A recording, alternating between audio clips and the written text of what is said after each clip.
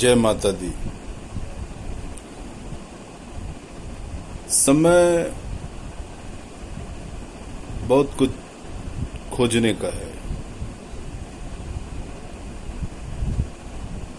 खोज में खुद को खोजना भी है और ये भी पता लगाना है जो हमारे आसपास की चीजें हैं जिसको हम कई पीढ़ियों से फॉलो करते आए हैं, उसको मानते आए हैं, उसके पीछे राज क्या है। माँ एक ऐसा शब्द जिसको कोई कुछ बीट नहीं कर सकता, या एक ऐसा भाव जिसमें सिर्फ ममता, प्यार, वात्सल्य, अनुराग, अपनापन, देखभाल, इस तरह के भाव उत्पन्न होते हैं। माँ, माता, हम सब कहते हैं मातृ शक्ति, सुना है कभी? पितृशक्ति हमेशा माँ, मातृ शक्ति। माँ को शक्ति से जोड़ा गया। माँ शब्द सृजन का प्रतीक है, देखभाल का प्रतीक है, आपकी चिंता का प्रतीक है, आपके ऊपर प्यार लुटाने का प्रतीक है। लेकिन जिस क्षेत्र में हम रहते हैं, जिस कल्चर, जिस तहजीब के दायरे में रहते हैं, वहां एक अनोखी चीज है। माँ यानी माता। माता शब्द का संबंध रोग से भी है। कैसे? अब देखिए, जब भी कभी चेचक, स्मॉल पॉक्स, काउ पॉक्स, जो संक्रमण की बीमारी है, ये जब होती थी या होती हैं, तो आपने शायद ही अपने क्षेत्र आसपास, खासकर के पूर्वांचल, जहां तक मैं जानता हूं, कोई ये कहता है कि इनको चेचक हुआ। हम बोलते हैं कि माता, इनको माता आ गई। सोचते सोचते सोचने लगा कि जिस माँ का संबंध प्रेम, करुणा, दया, देखभाल, वात्सल्य, वहां रोग से क्या संबंध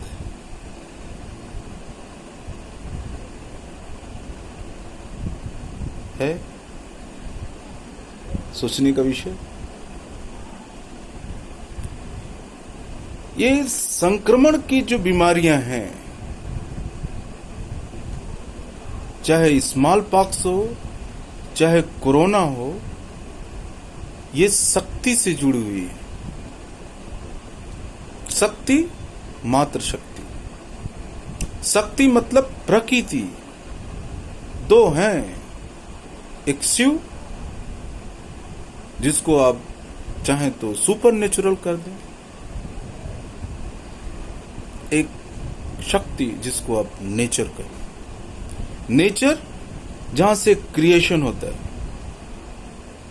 एक प्रकृति से ही हम देखते हैं सृजन क्षमता जो है, क्रिएशन, कुछ पैदा करने की क्षमता प्रकृति में है। इसे प्रकृति को माँ कहा गया है और माँ को शक्ति कहा गया है। इसलिए देवियों को शक्ति के रूप में पूजा जाता है। ऐसा प्रकृति का वह स्वरूप जो आपको तमाम तरह के संक्रमण, इन्फेक्शन के रोगों से बचाए, उस प्रकृति के ममत्व भाव का नाम शीतला है। लोग कहते हैं शीतला माँ, और शीतला माँ के रूप में इन तमाम संक्रमण वाली रोगों की पूजा होती है। अब रोग की पूजा, रोग के पूजा में क्या भाव है? आप पता लगाओ। जिस भी व्यक्ति को चेचक या इस तरह का रोग होता है, हमारे समाज और समुदाय में उसको एक रूम साफ सुथरा किया जाता है। पहले गोबर का लेप लगाया जाता था। आज के जमाने में जहां गोबर का लेप नहीं है, पक्के मकान बने हैं, उनको साफ किया जाता है, फिनाइल लगाया जाता है, उस व्यक्ति को साफ सुथरा कपड़ा दिया जाता है, उस घर में किसी का प्रवेश वर्जित होता है, दूर से ही लोग प्रणाम करते हैं माता स्वरूप में।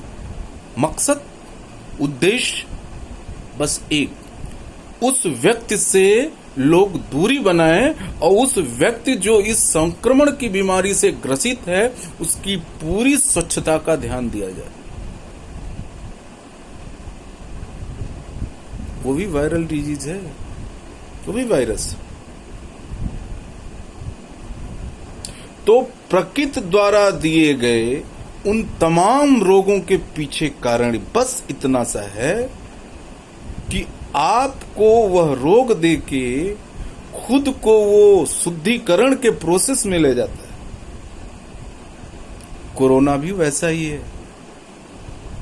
ये प्रकृति, ये माता स्वरूप मान के आप खुद को, अपने आप को कमरे में बंद रख के प्रकृति को मौका दें कि अपने को अपडेट करे, और आप खुद सफाई के रूप में सफाई करके अगर घर में बने रहते हैं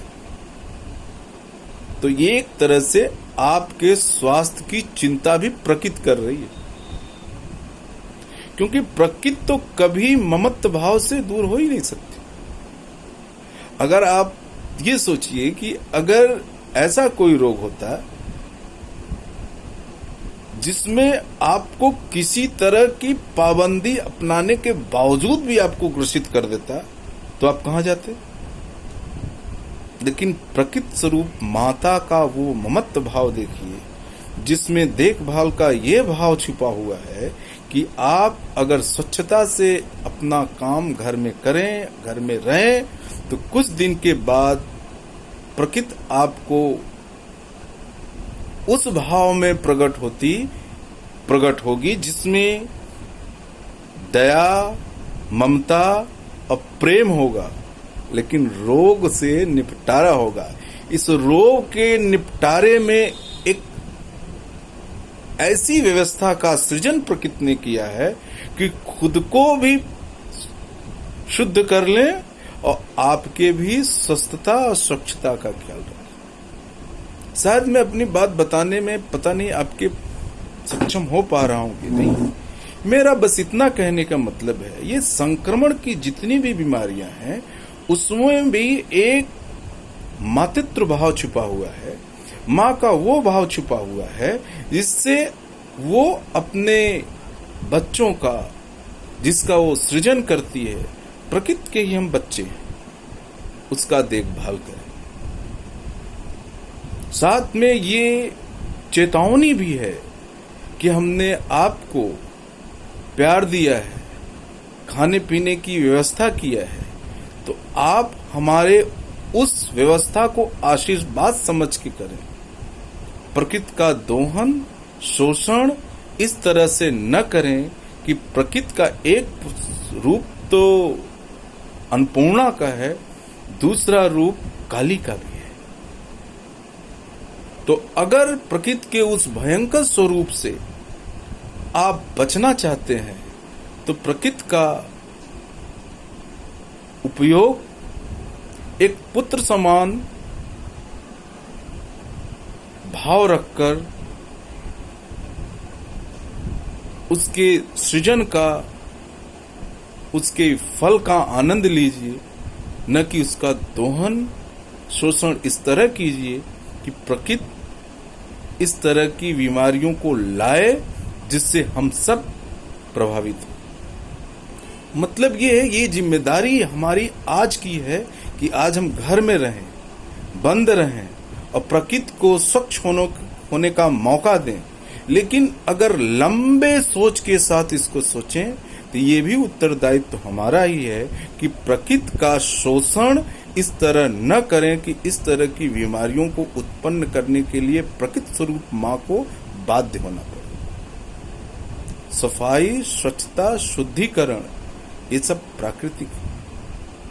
हमारा कर्तव्य है कि प्रकृति के स्वरूप को सिर्फ मां के रूप में ही स्वीकार करें, न कि प्रकृति का शोषण करें। बहुत बहुत धन्यवाद।